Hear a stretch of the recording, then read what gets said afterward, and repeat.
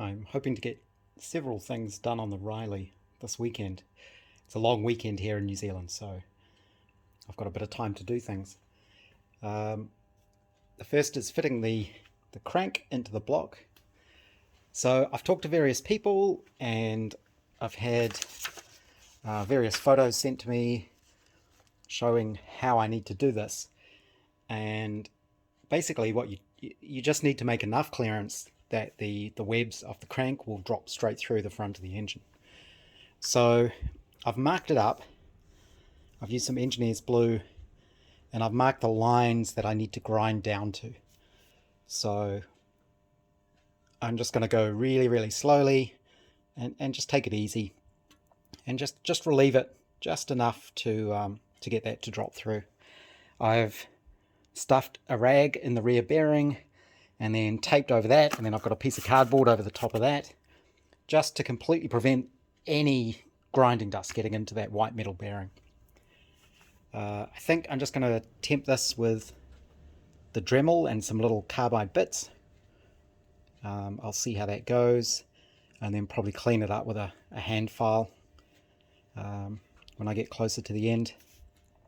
I'm not sure if I could get the angle grinder in there with a grinding wheel, maybe just to grind it. I'll just have to see how hard it is to actually grind that.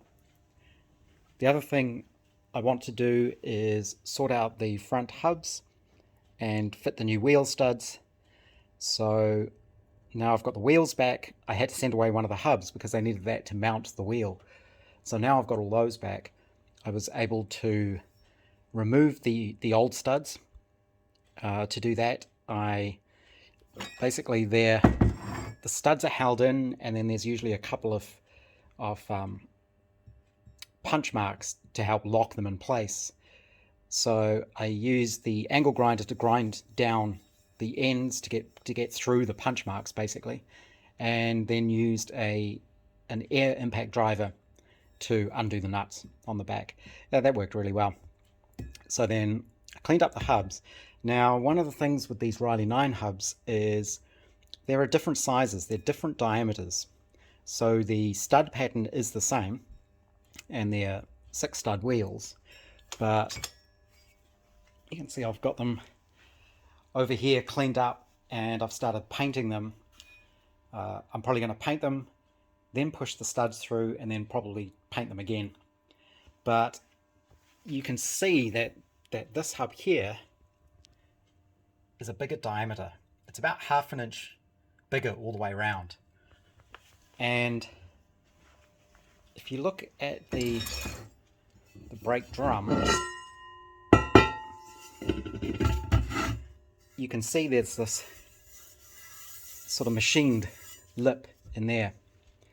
And you can see how that fits in there. So I can use the smaller hubs. Basically I have to, because that's all I've got. I've only got one of these. I do have another one of these, but it's all rusted and pitted. So I can't really use that one. It's just too far gone. So you can use the smaller ones on these drums. There's no problem with that. The only thing is, over time, these are prone to warping. What happens is this surface ends up bowed, and with the smaller hubs, that's just more likely to happen over time. So how much time? I don't know. I don't think it's going to make much difference for this car. It's not going to be a high mileage car, and I suspect the sort of warping you probably see in these drums it happens over years. I mean, remember, these cars are 90 years old now. So these two front drums are reasonably good. One of them was a little bit bowed, so I ended up putting it in the press, and I used this hub on top and I pressed down on that. They're surprisingly flexible. It's actually a little bit scary doing that, but you can flatten them out again, which is what I did. So these are now flat. As far as I know, they're not too far worn. Like the diameter isn't too big for the brakes to work, but these are all I've got at the moment, so I'm just going to have to put those on the car for now and see what the brakes are like when I finally get it all done. But I need them there to be able to assemble the car, so I'm going to go with these for now, and I'm going to finish painting those up today, and then I need to press the studs home. I probably won't do the punch marks like they used to do to hold them in place, because we've got things like Loctite these days that I'm pretty sure that's going to hold it just as well. Just in case I end up needing to change the hubs or something like that. They are keyed in there. You can see there's a little dimple there. So that does stop those from turning. So really the punch marks are just to stop the nuts coming undone. But like I say, if I do them up very tight and use Loctite on them, I don't think they'll go anywhere. The other thing you have to make sure is the hubs are actually handed, because the wheel nuts are handed. So like on a truck, on the Rileys, one side of the car actually uses reverse thread. I'm going to have to make sure I get them the right way round. So I think the left hand side of the car, so the near side of the car, are going to be reverse thread to tighten them up. Because the wheels, looking from the left, the wheels are going that way. You want the nut to be tightening going that way as well, which is reversed. I'll have to check that. I'll have to make sure I get that absolutely right, of course. But luckily, all the wheel studs, the nuts are actually have L or R written on them, so you can't really get it too wrong. I think I've finished relieving the block so that the crank will fit into it. You can see where I've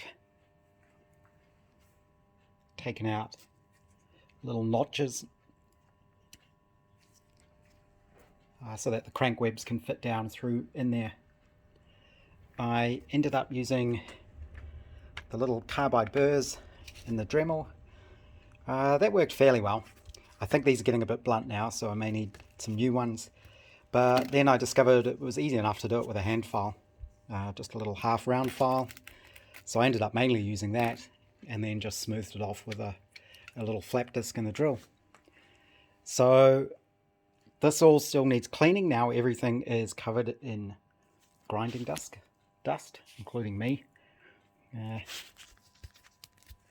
So it's all a bit messy. I need to clean this off, but then actually I can show that the crank does drop through now, but I'm not going to do that with one hand. I'll put it in place and you can see. So you can see now how the block needed clearing so that the crank will drop down inside there. It's a little bit oversized, so there's a little bit of wiggle, so that hopefully once I've cleaned it up and I've moved all the cardboard, this should drop straight down through that main rear bearing. I might actually take this outside and hose it down. That's probably going to be the best way to get rid of all the grinding dust in there. I'll give it a good hose out and then let it dry and then check the crank fit. One thing I should try is make sure the front cover still fits on, so I'll do that next. The front timing cover still fits, so that's good. I'll, like I say, I'll clean this up, and then it should be good to actually put the crank in and make sure it all turns. I now have the crankshaft in the block, so the little cutouts meant I can actually fit the whole thing through, and I can also fit very carefully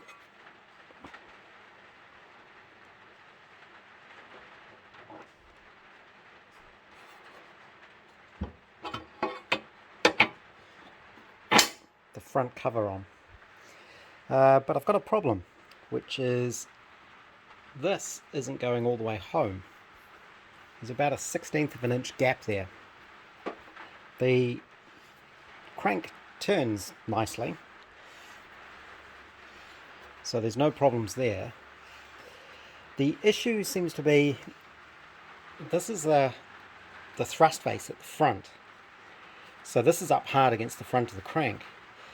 The problem seems to be at the back here, where it's a bit hard to see, but I think either the bushing is too far into the block, or the edge needs to be relieved where there's a curve between this web and the crankshaft itself. Maybe it needs relieving in there, but I think that bushing isn't quite flush with where it's supposed to be. I'm not sure exactly how that's supposed to work, but this whole crankshaft needs to go this way a little bit to get everything to line up. I don't actually know how you're supposed to do that, if you're supposed to adjust where this bush goes, or if you're supposed to just sort of countersink the inside of that bearing so that this will go far enough forwards. So that's the next problem to sort out.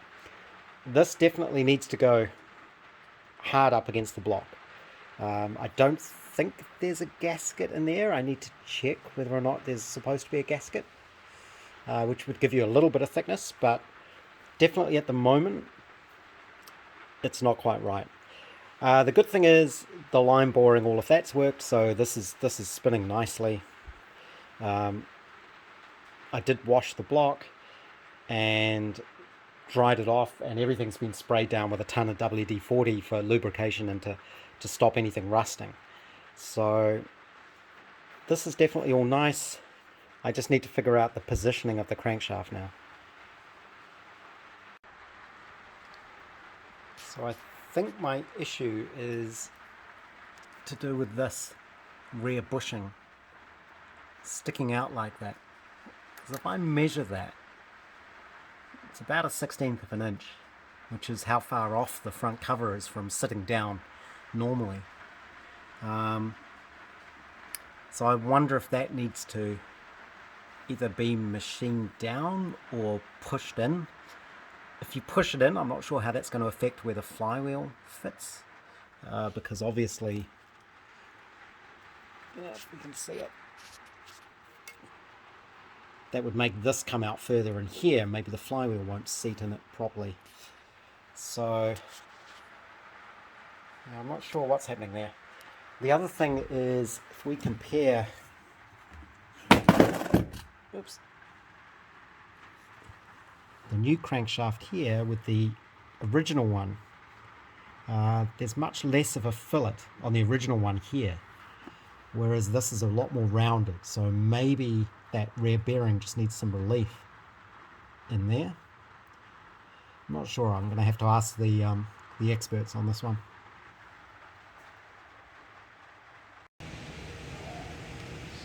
We've come up the coast to have a look at an open home for a house we might be interested in buying.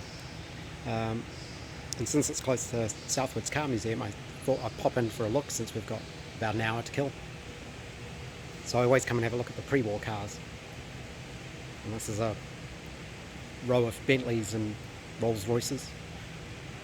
But having worked on Austin 7s and Riley 9s, you realise how massive these things are. They're just huge. So, big old Rolls Royce. Everything's really solid on it. But the construction's kind of the same.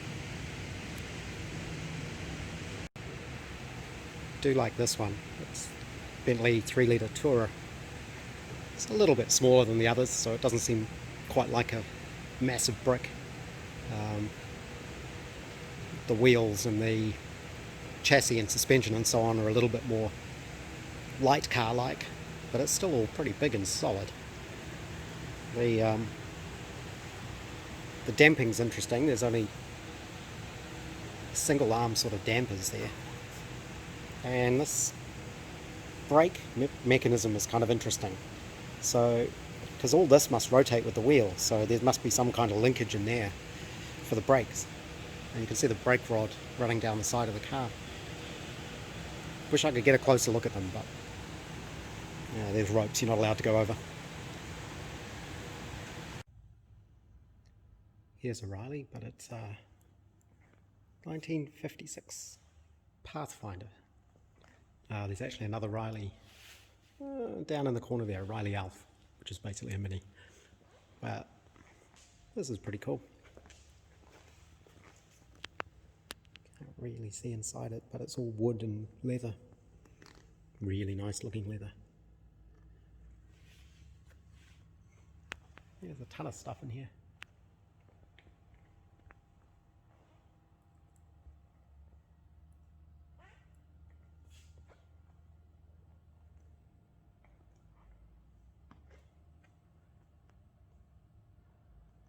This is in the sort of downstairs part of the museum. Ah, there's an MGB GT. Just hidden here.